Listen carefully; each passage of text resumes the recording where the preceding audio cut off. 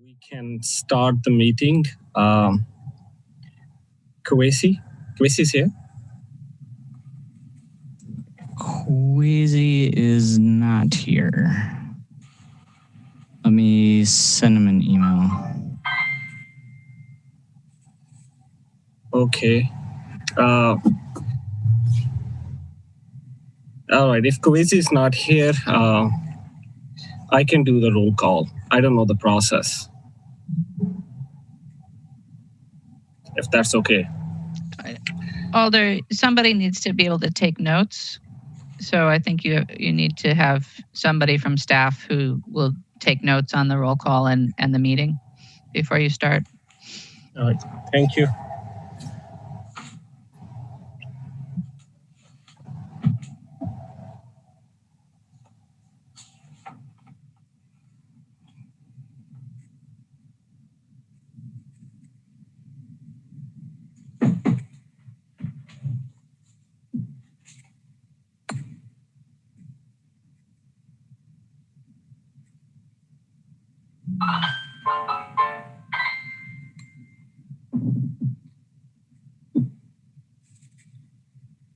Madam Mayor, I have a question.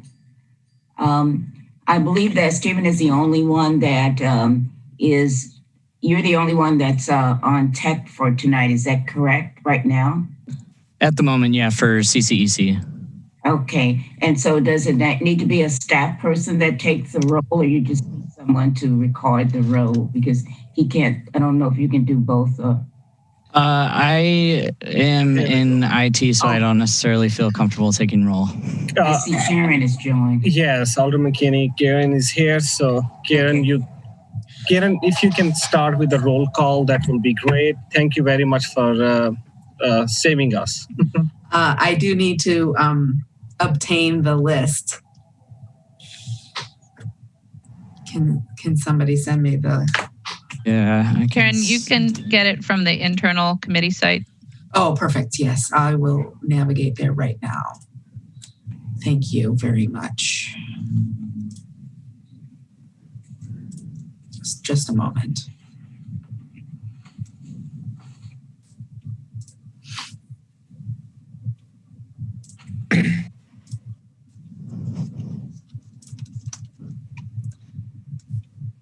Here we go. Okay. All right, I'm ready. Alder Carter.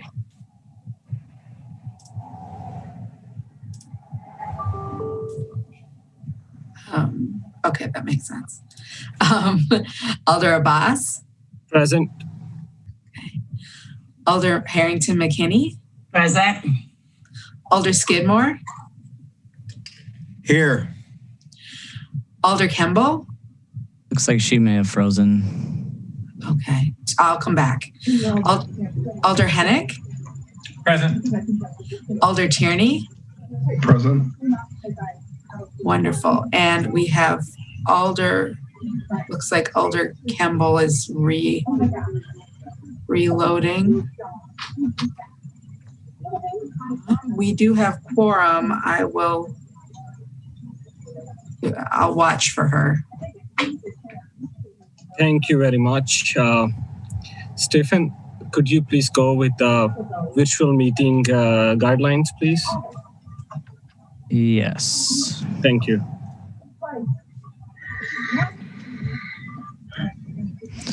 All right, welcome to our virtual meeting. If you lose connection at any point during the meeting, you can reconnect by clicking the link or calling the number in your original email.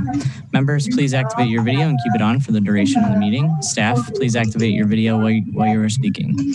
The chair, clerk, and tech facilitator are responsible for muting and unmuting committee members. Please use the raise hand feature if you'd like to be recognized to speak, ask questions, or request a roll call vote. During any roll call, all panelists will be unmuted briefly. Staff, please use the raise hand feature when you're asked a question. The chair will do their best to call on committee members in the order in which hands are raised. Lowering your hand will take you out of the queue. Members of the public who have registered to speak, the name you entered in Zoom must match the name that you entered in registration. You will remain muted until called upon. The clerk will tell you when your time is up. After speaking, a member of the body may ask you a question. If you need to share documentation with the committee, please send it to the email listed on today's agenda. Vice President Abbas, the floor is back to you. Alder Abbas?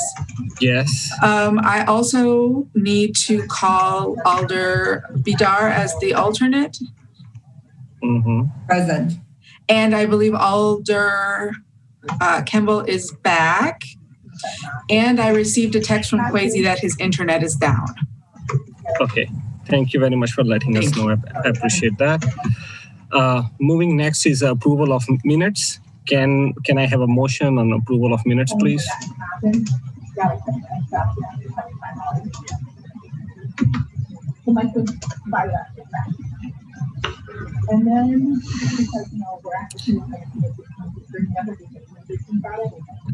All right, we have motion, and Alder without that second. Thank you. Motion and its second. Any discussion? If there is no hand raised, I will consider as a unanimous.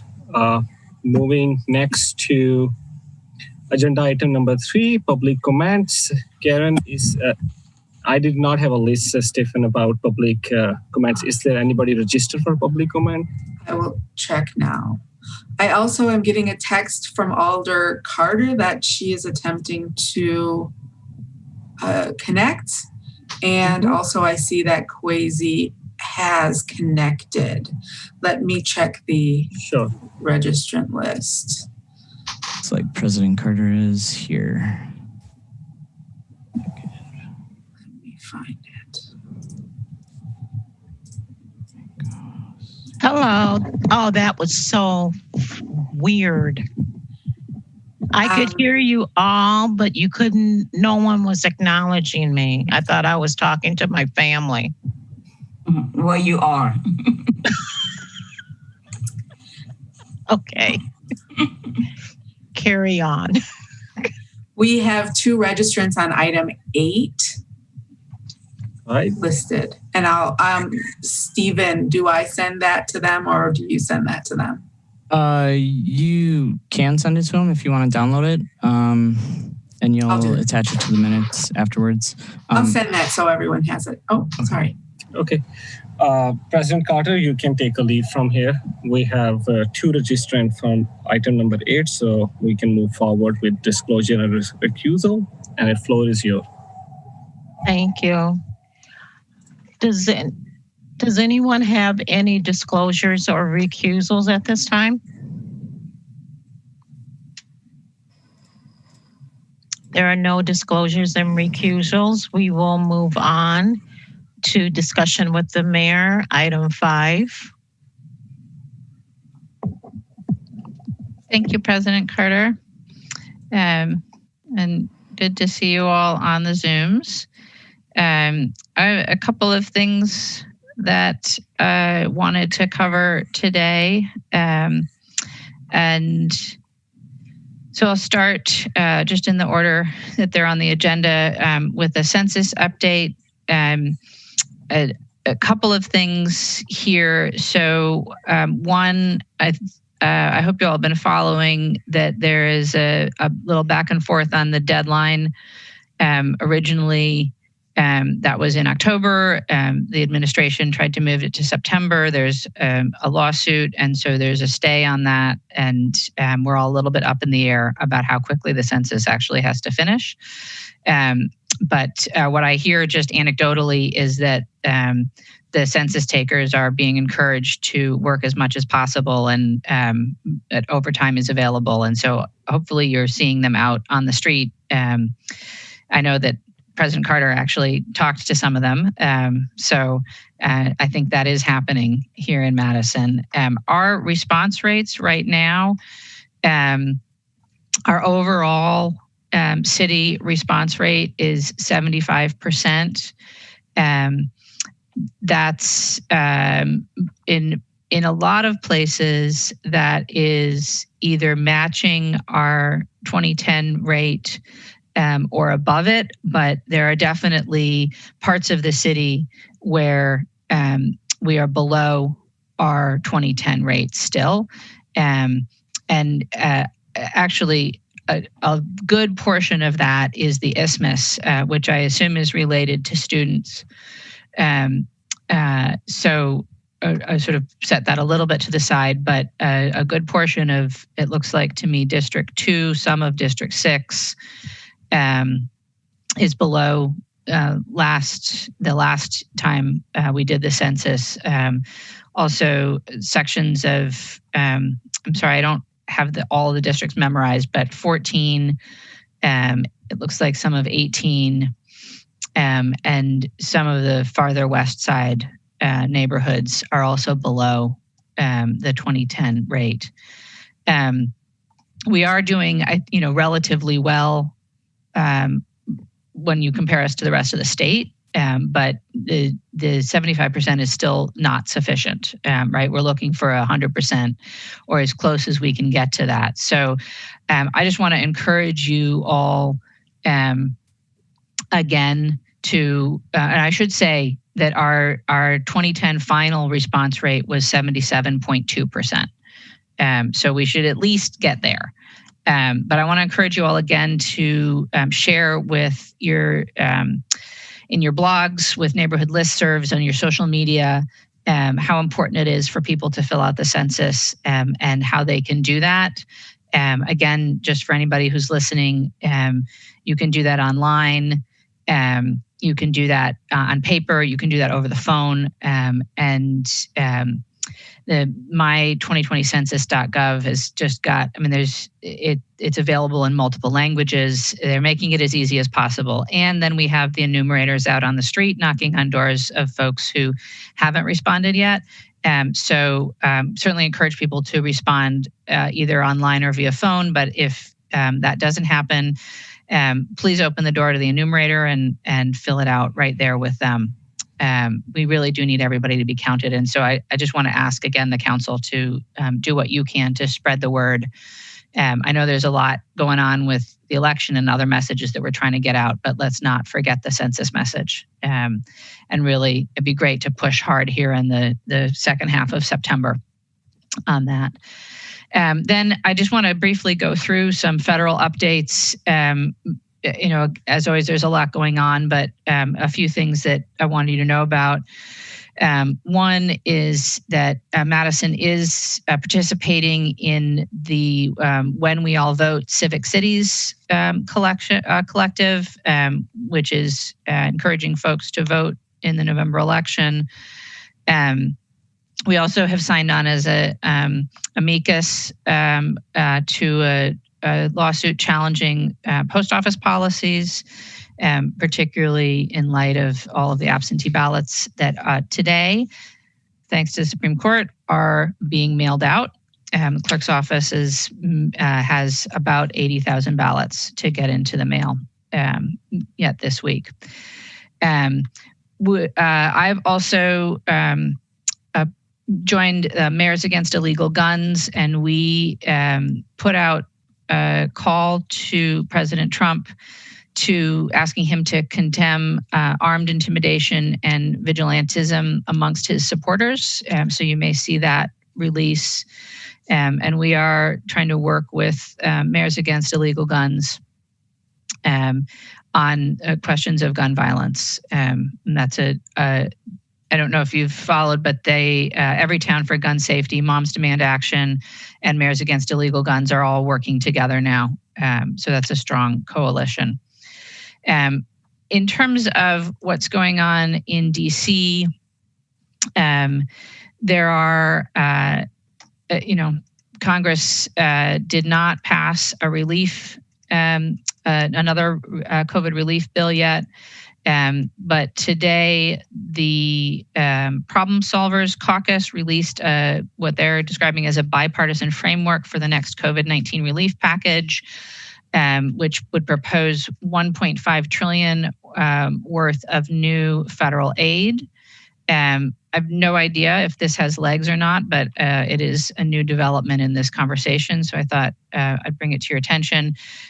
Probably most of interest to us, it proposes about $500 billion in state and local assistance amongst a number of other things, including direct support for individuals and families, unemployment insurance bump, continuation of the Paycheck Protection Program and the Targeted Employee Retention Tax Credit, funding for testing, funding for schools and childcare, election aid, and more. So we'll keep our eyes on that and continue to put our attention in terms of communicating to Congress how important it is to be supporting state and local governments in this time.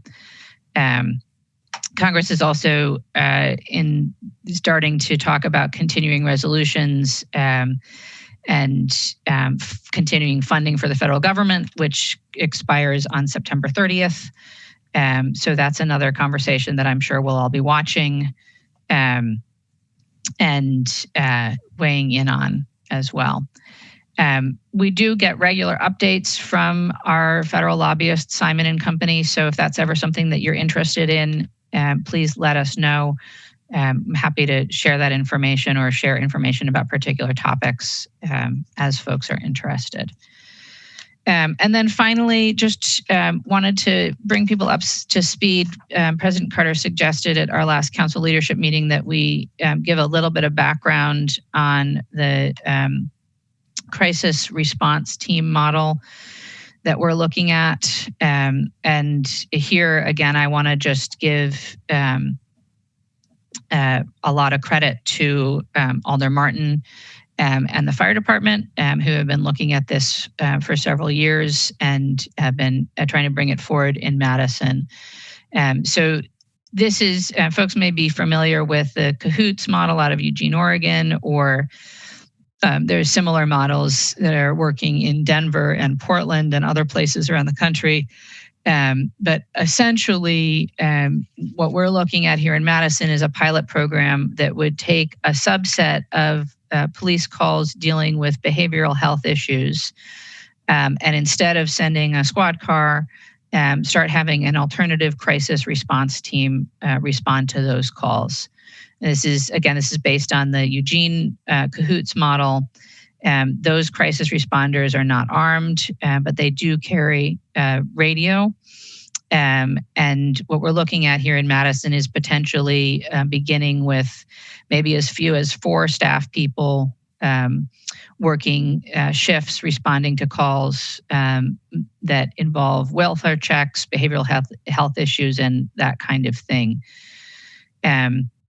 Just to give you a sense of the scale that's possible here, in Eugene, CAHOOTS responded to 24,000 requests for service, and only about 150 of them ended up involving the police. The part of the effort here is to shift the workload from police and puts it on more appropriate responders, which also frees up the police to focus on the areas where they're really needed. For example, shots fired incidents or other violent incidents. Our pilot here in Madison would likely involve a vehicle, perhaps a van, radios, staff people, and that we're looking at whether that's it's possible to use the community paramedics here. And we would likely start with maybe 12-hour-a-day coverage rather than 24-hour-a-day coverage to provide proof of concept and sort of shake out how this works.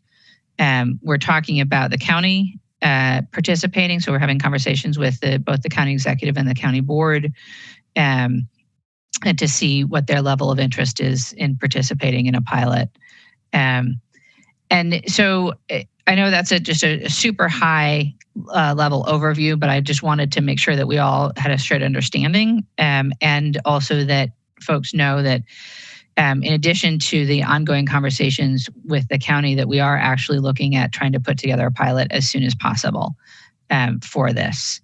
I think, I'm really excited about this. And again, want to say thank you to Alder Martin and to folks in the fire department that have really dug into this, and also to folks on the county board. Because I think that when we talk about, reimagining what public safety is, this is really where we start. This is an obvious first step. And I think that, we need to move in this direction as quickly as we possibly can. So I'm happy to report that we're working hard on it. So that's what I've got. I know you have limited time, so I apologize for taking so much of it. I'm happy to answer questions if there are any.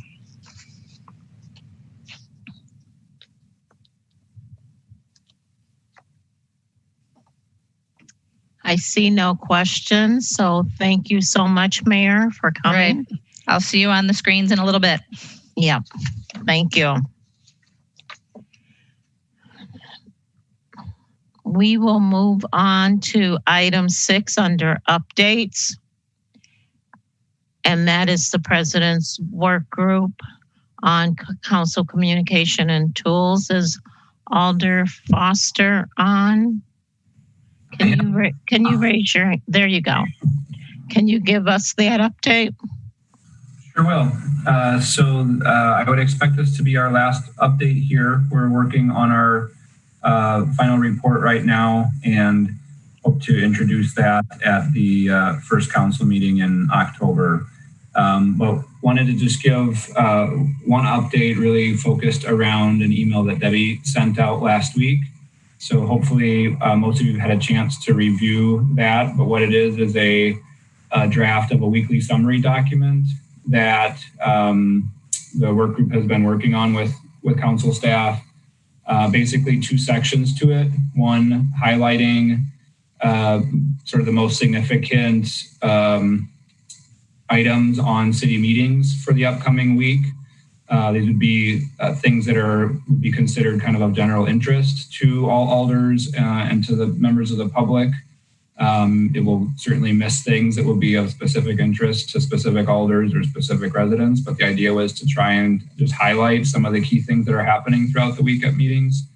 And then the second half is really focused around other non-city meeting events or noteworthy communications. So this is something that was identified pretty early on by the work group that would be an added value for a lot of alders to be able to either just share out as is via their blog or other communication channels, or just be a summary document that would help highlight some things for alders themselves and give them the ability to share out specific components of the weekly summary. So we wanted to share that out with everybody, and basically the goal would be to have council staff continue to produce a summary that looks something like this, that could evolve over time with feedback from alders. And so we wanted to get any reactions from folks here today. And I think especially make sure that this is something that folks think would be an added value for alders and something that you think we should continue to do or direct staff to continue to do. So I'd be happy to answer questions and hear any feedback that folks have about that. Are there any questions for Alder Foster?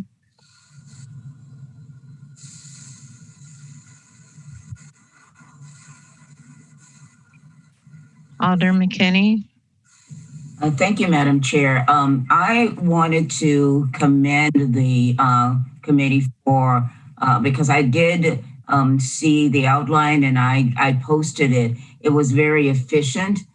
It covered the high points, and then it also gave alders the opportunity to inject other information as well. But I certainly would not like this opportunity to pass without acknowledging the work that was done. It was very impressive. It was very succinct. It allows us to send the commonality of information to all of our districts. And I just want to commend you and the committee for the work that they've done. Well done. Thank you. Thank you, Alder McKinney. Any other comments? I would maybe just please thank you also, Alder Harrington McKinney. This was, one of the items that you brought up, I think, early on as something that would be of value to alders, and certainly other members of the work group agreed as well. And thanks to staff for working on it. It's been in development for a little while, and we've worked to make some refinements to it. And as I mentioned, I think we all imagine it to be sort of a living document that we can continue to improve in terms of formatting and content. But hopefully, it's something that will be of help for alders. And then also in particular, and worth noting, on the bottom of each of the updates, there will be a link to an intranet site where all of the previous weekly updates will be stored also, so that one of the things that was identified was we get some notification in an email and trying to go back and find it. And so the thought is that this would be an easier way to go back and review past weekly summaries to find that information, those links. So I would say anybody that has any specific ideas going forward or thoughts for additions or changes can just share those directly with Debbie and Karen, who are really on point for it in the council office. Thank you, Alder Foster, for all your hard work and your committee. Thank you. I think this is really going to be an added plus for alders, not only today, but in the future.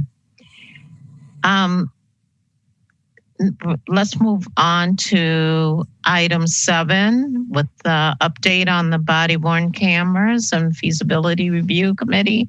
And Karen, that would be you.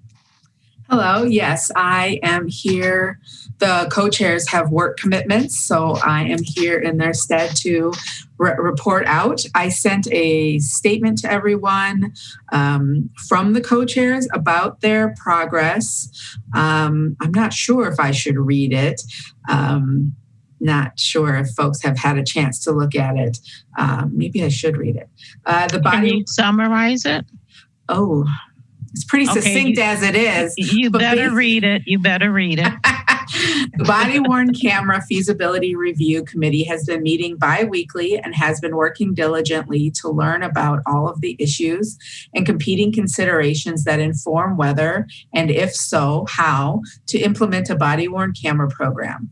A significant amount of the committee's time has been devoted to hearing from interested community groups and individuals, including Jacqueline Bodges, who reported on her survey of community members conducted for the 2015 Body-Worn Camera Report, the ACLU of Wisconsin, the Urban League, 100 Black Men, the NAACP, Freedom Inc., Operation Fresh Start, Dane County Circuit Court Judge and Reverend Everett Mitchell, and Mike Giannacco, who led the team from the OIR consulting firm that did its analysis of the Madison Police Department for the city's ad hoc police policy and procedure review committee. The committee will be hearing next week from the Milwaukee Police Department and the Milwaukee City's Attorney's Office on their experience implementing a body-worn camera program. The committee has also collected and is systematically going through relevant social science research literature on the effects of body-worn cameras in practice and on the lessons learned for best practice policies. Finally, the committee has heard regular updates and technical reports from MPD Captain Brian Austin. The committee anticipates completing its work by the end of this calendar year and submitting its final report and recommendations on schedule. And I'm here for questions. Does anyone have any questions for Karen? Thank you, Karen. Absolutely. We will move on to item 8, the update on the TFOG final report implementation. And Alder Abbas, you will be doing that update for us? Yes, I do, but I think so we have a public comment. Oh, great.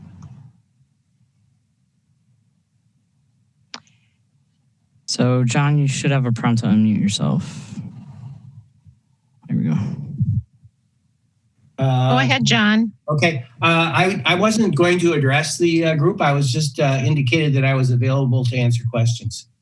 So you can proceed with what you're going to do. Okay. If you have questions for me, I'd be glad to answer them. But Okay, thank you, John. I've been monitoring the work that's been done so far on the task force, and I've either watched or attended the meetings, so I'm familiar with what they're about to say. Okay, John, I'm going to throw it back to Alder Abbas. All right, thank you very much. Thanks, John. So we have been working on BCCC administrative support team, Kwesi and Karen. They develop a work plan. In next TFOX meeting, we also gonna see, in absence of Kwesi, how we will gonna develop the work plan and see our resources at the same time. And as you know, this work is extremely important, and it's really on a high priority, especially standardizing and coordination and process around BCCC trainings, minute organizing meeting. Then also tonight,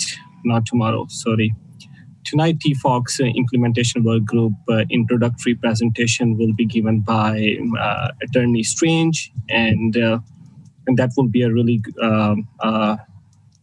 good, informative, very good presentation for the public as well as for alders to listen about some of the major recommendation of TFOX, especially regarding a council structure. And also on October 8th, Common Council that you already got, and meeting invite Common Council committee as a whole, in which we have an opportunity to discuss, go more in depth. And as a council, we can discuss about the first 6 recommendations regarding council structure. Other than that, there are 40 others recommendation, and we, as a committee, we look at them from 2021 budget standpoint and also prioritize them. That is pretty much from my side as an update. Great. Does anyone have any questions for Alder Abbas?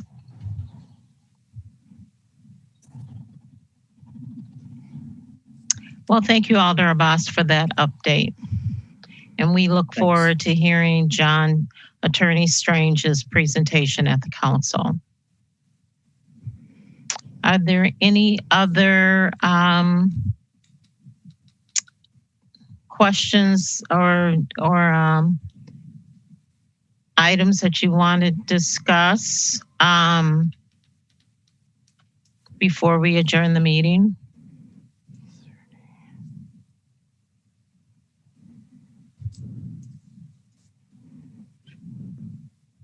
Alder McKinney. Thank you, Madam Chair. I'm interested in adding a presentation from public health and where they are as looking at prevention as a public health model. I know that they have been doing some work which was paused because the team was working on COVID-19, but I am very interested in where they are specifically around preventive measures around violence. And I would like to add that as a future agenda item, that they come in and make a presentation to the executive committee, if that's in order. Okay, thank you. Alder Kimball, you have your hand up. Yes, so on the top of our future agenda items is Council Chief of Staff position description and next steps. And, we had been working on this last spring with Harper. Harper and Kwesi had gone a long way towards this, and we were just about to start actually getting into revising the position description when the pandemic hit. So seeing as how Kwesi will be moving on in November, I feel like there's an urgency for us to be taking that up as soon as possible. Okay, let's do that. Any Alder McKinney, you have your hand up? Oh, no. No? No, okay. I'm sorry. It's still up from the previous comment. Okay, great. Okay, if there's not any other comments, I would entertain a motion to adjourn. I will do a motion to adjourn. And do I have a second? Alder McKinney's second. So it's been moved and properly second. If there are no objections, I will record it as a unanimous vote. There are no objections. So meeting adjourned. Thank you, everyone. And we'll see you at, some of you at finance and some of you at the Common Council meeting.